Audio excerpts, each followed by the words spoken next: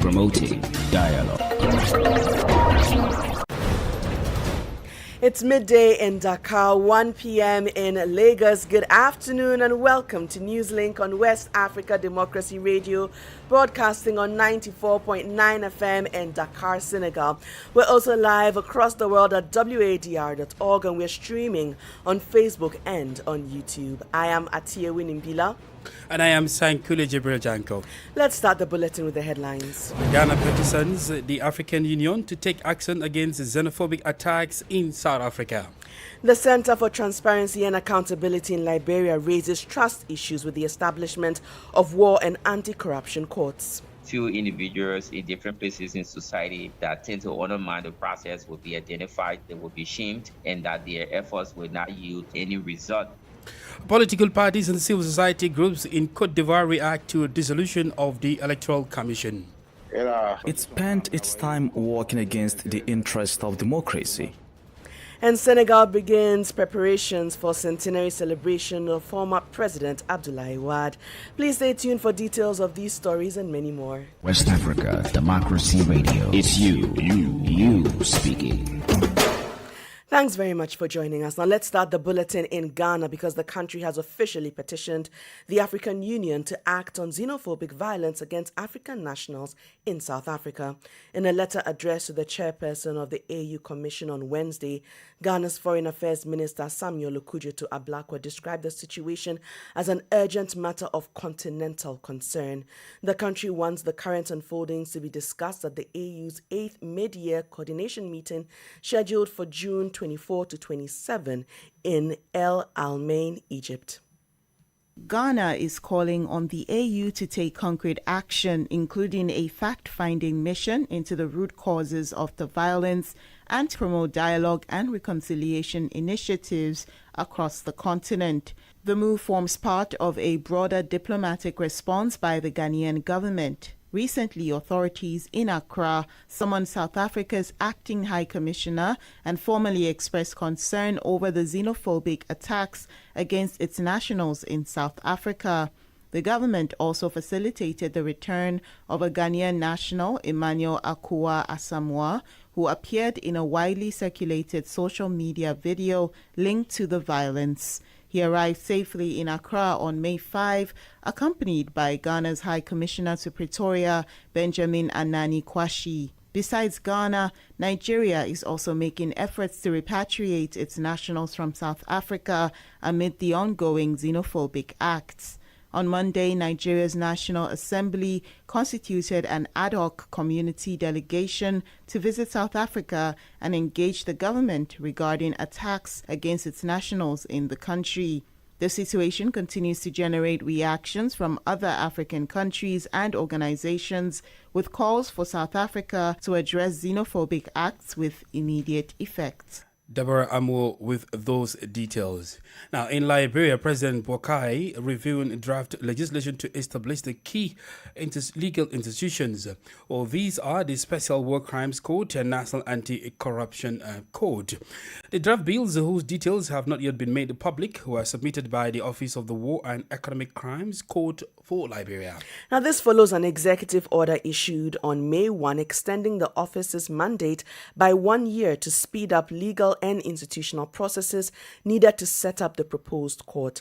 WADR's Monrovia correspondent Abraham Parker reports. The proposed establishment of war and economic crimes courts is expected to strengthen public confidence in governance and state institutions. The executive director of the Office of the War and Economic Crimes Court for Liberia, Jalabap, says the submission of draft bills marks a crucial shift from policy discussions to formal legal action following extensive consultations and technical work. The drafting of these bills was possible after we undertook several cutting-edge activities. Those activities included national consultations, a national outreach program led by the National Outreach Committee comprising civil society organizations, religious groups, women and youth groups, government institutions, and academia, amongst others. President Joseph Boakai has described the initiative as a key pillar of his administration's agenda. We came on a rescue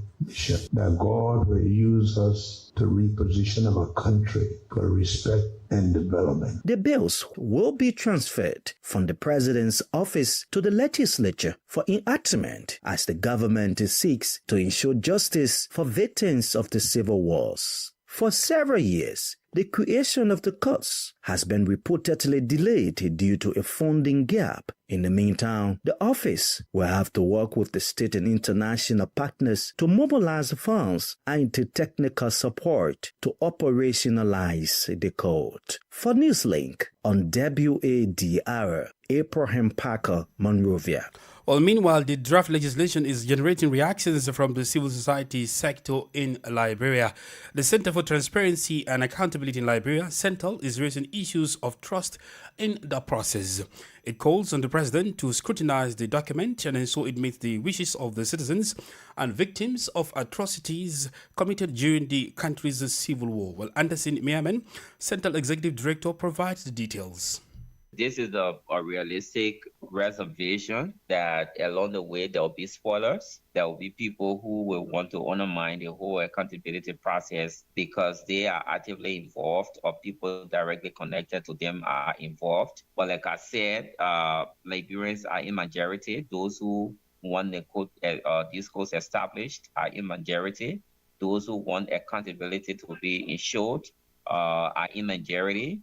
Civil society, actors in the media, development partners and others, even people in government, a lot of people in government are interested in showing that these things happen. So we're hopeful that the will of the majority will prevail in this case, and few individuals in different places in society that tend to undermine the process will be identified, they will be shamed, and that their efforts will not yield any result.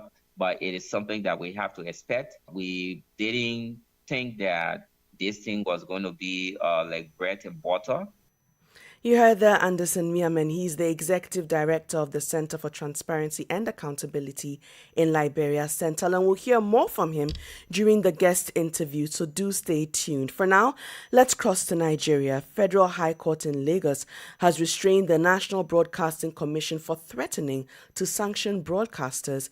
The ruling on Wednesday followed a petition by two organizations challenging the media regulators' recently announced code that prohibits broadcasters from having personal opinions on topical issues. Well, the Socio-Economic Rights and Accountability Project and the Nigerian Guild of Editors described the policy as an attempt to suppress the press freedom. Well, correspondent Yachin Saseti reports. The media regulator had warned broadcasters and presenters against expressing personal opinions as facts or intimidating guests during programs. But in a ruling, a federal high court in Lagos barred NBC from sanctioning broadcast stations over alleged breaches of its broadcasting code. The ruling, delivered by Justice Daniel Osiago, followed a legal challenge filed by SERAP and the Nigerian Guild of Editors, who argued that the Commission's actions were unlawful and restrictive. Reacting to the development, Country Director for Amnesty International, Issa Sanusi, insists that the directive could threaten freedom of expression and media independence. The statement by MBC is heavy-handed, it is vague,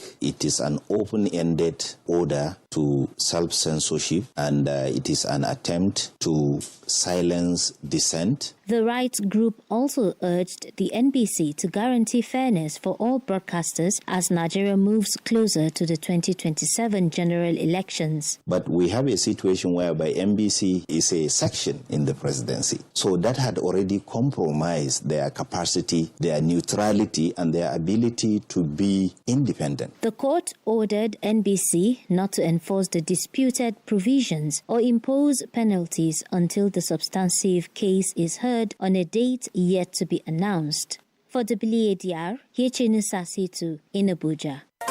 More stories coming up on West Africa Democracy Radio. Newslink continues. Well, now in the Gambia, a nationwide 15-day public awareness campaign to popularize the security sector reform is underway in the North Bank region. The campaign is intended to improve public understanding, strengthen trust, and promote wider participation in building a more inclusive and accountable security system.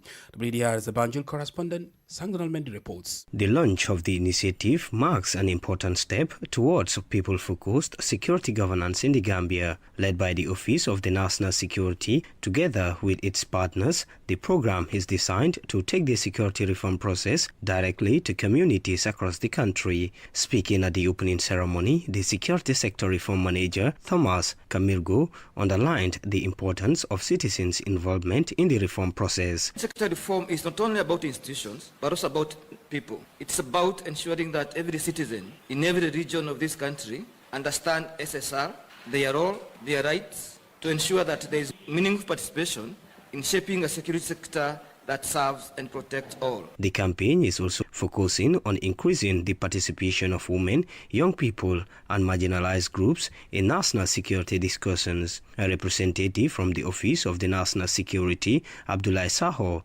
outlined progress made since 2017 when the reform was first introduced, while noting that some challenges remain. Many communities and groups, particularly those in the rural areas, have limited opportunities to engage meaningfully in security sector governance and reform process. This has implications for trust, participation, and the overall success of the reform process. It should be recalled that the Truth, Reconciliation, Reparations Commission had, among others, recommended a comprehensive reform of the nation's security sector to transition the Gambia from an authoritarian, state-centric model to a democratic human rights-based system. For Newslink on East Africa Democracy Radio, Sangdana Mendy, reporting from Banjul.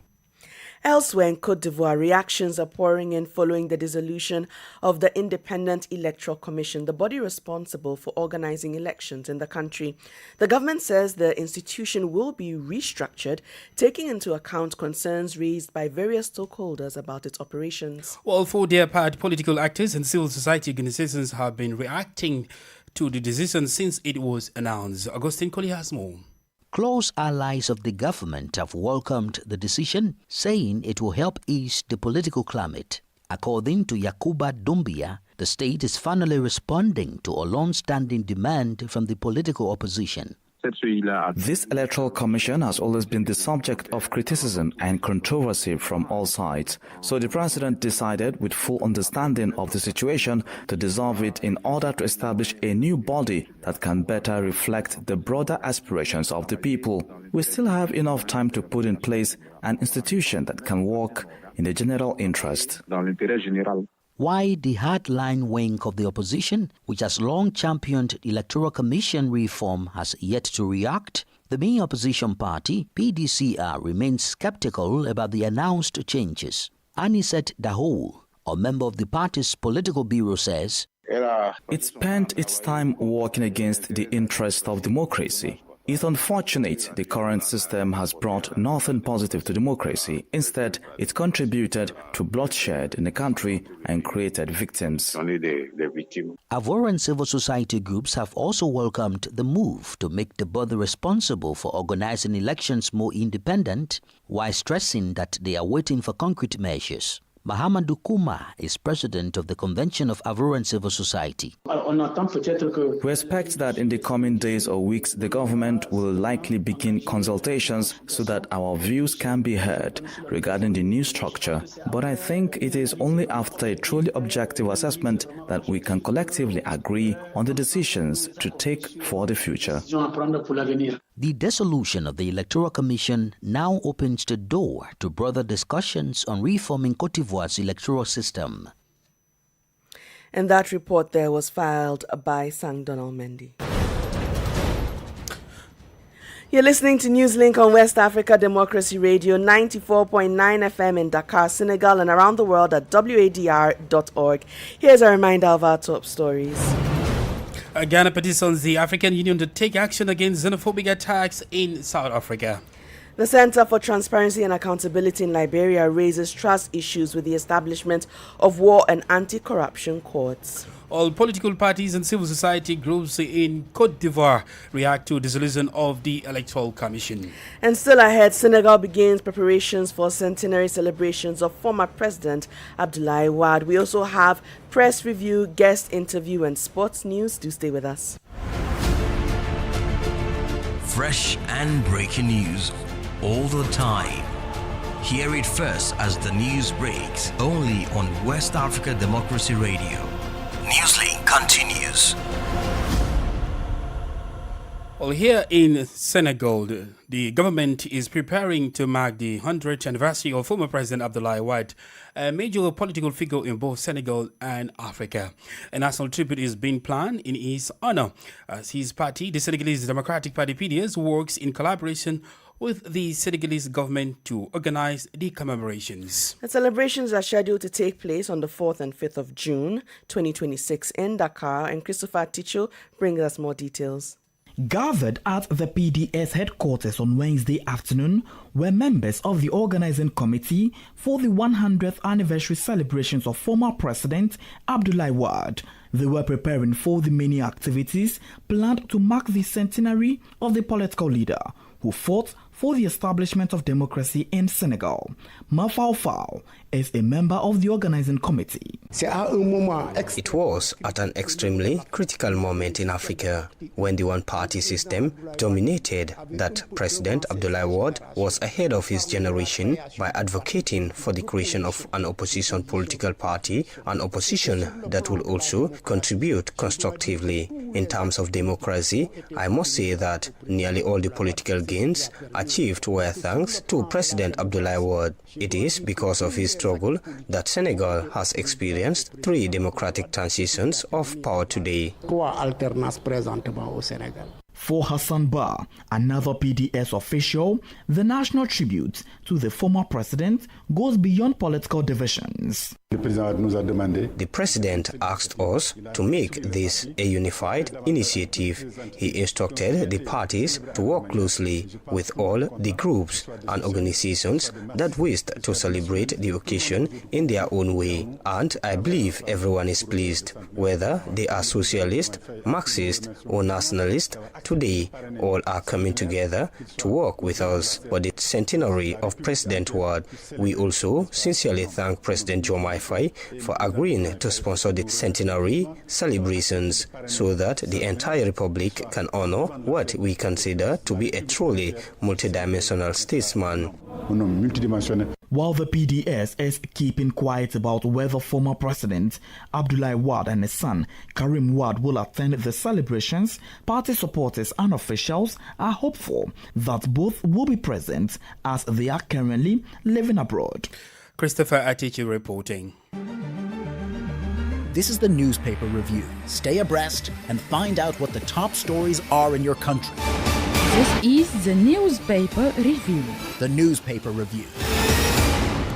Let's return to Accra for a review of today's local dailies, and Nadi Ditete is on standby with the details. To start off with the Daily Graphic newspaper front page, Ghana and 2 others pilot AFCFTA digital trade. Vice President says new corridor to eliminate delays, high cost of intra-African. To eliminate delays and high cost of intra-African transactions. Also here, medical neglect. 7 to face disciplinary action over Charles Amisa's death, and it's in relation to a 29-year-old man who was involved in a hit-and-run accident. He went to 3 different health facilities, major health facilities in the country, the police hospital, the Greater Accra Regional Hospital, and the Kolebu Teaching Hospital, where he wasn't given the medical attention he needed in all 3 key hospitals. Eventually, he passed on.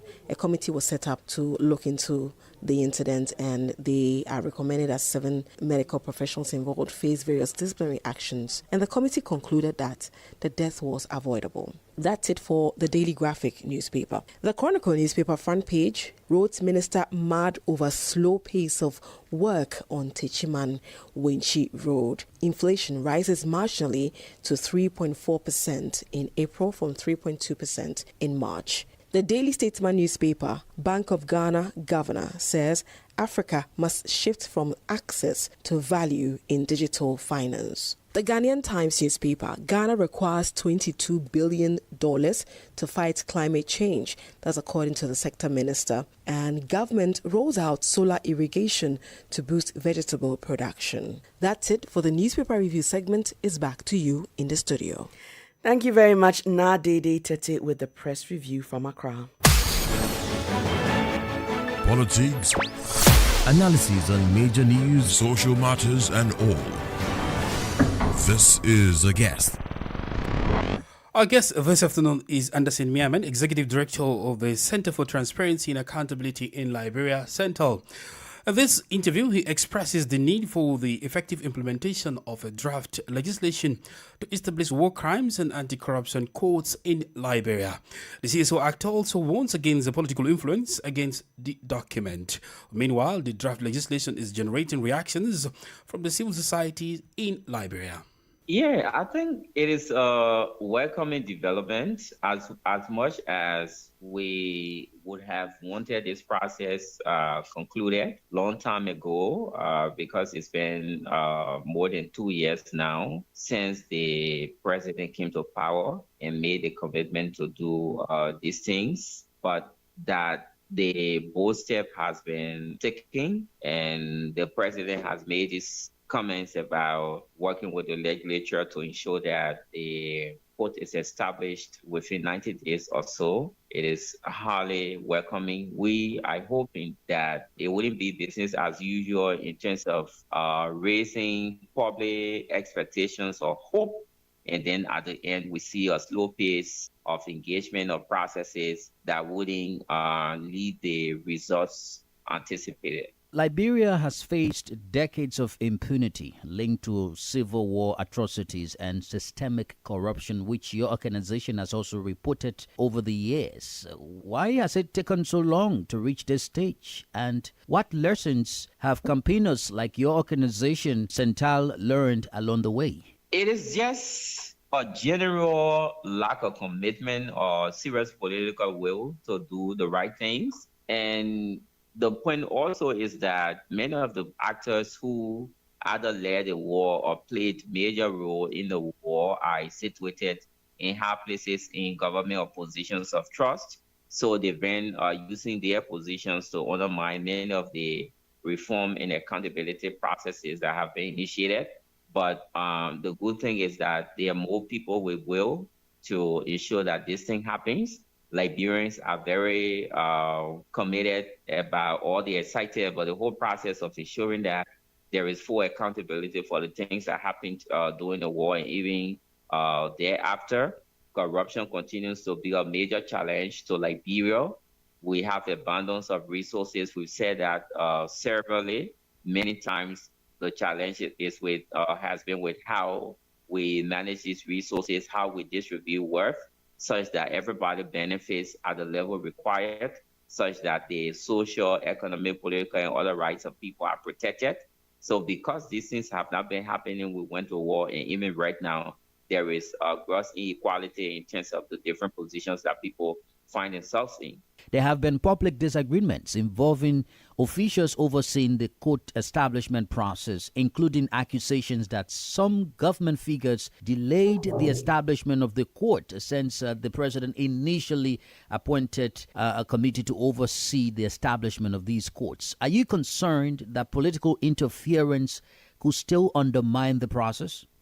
Yes, this is a realistic reservation that along the way there will be spoilers. There will be people who will want to undermine the whole accountability process because they are actively involved or people directly connected to them are involved. But like I said, Liberians are in majority. Those who want the code, these codes established, those who want accountability to be ensured are in majority. So we're hopeful that the will of the majority will prevail in this case, and few individuals in different places in society that tend to undermine the process will be identified, they will be shamed, and that their efforts will not yield any result. But it is something that we have to expect. we will be engaging with the legislature to see how we engage with that process, ensure that there's transparency around the review process, the deliberations, and all of that. Anderson Meerman is the Executive Director of the Center for Transparency and Accountability in Liberia, CENTAL. Let's now bring you sports. Let's start with the finalists for the 2026 Mark Vivian Foe Award. They have been revealed, with 2 Senegalese players and 1 Malian still in the race for the prestigious honor. Monaco midfielder Lamine Camara, Lyon defender Musa Niakate, and RC Lens midfielder Mamadou Sangare are the 3 final contenders for the award, which recognizes the best African player in France's Ligue 1. The winner, who will succeed Moroccan star Achraf Hakimi, will be announced on May 11. Well, away from the continent, Paris Saint-Germain are through to the UEFA Champions League final after defeating Bayern Munich 5-4 on aggregate. Ousmane Dembele gave PSG an early lead in Munich, finishing off an assist from Kvicha Kvaratskhelia after just 3 minutes. Well, Harry Kane scored late for Bayern, but it was not enough to stop the defending champions from advancing.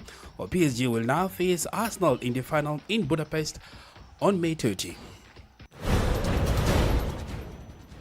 And we have come to the end of this edition of Newslink on West Africa Democracy Radio, broadcasting from Dakar, Senegal. Thank you so much for listening. Thank you to Mustafa Sek and Maudo Juf for the technical assistance. Well, do interact with us via our social media platforms, X, Instagram, and Facebook at WADR English. I am Sankuli Jibril Janko. And I am Atiyewin Imbila. Good afternoon. We thank you for listening to Newslink in Nigeria on Love FM Abuja and Darling FM Owerri. In the Gambia on Hot FM Banjul, Hilltop FM and Veritas Radio in Serekunda. Thank you for listening on Alternative Youth Radio Lofa County, Liberia, Radio Kegaman in Nimba County, and DCN Radio Riverses County.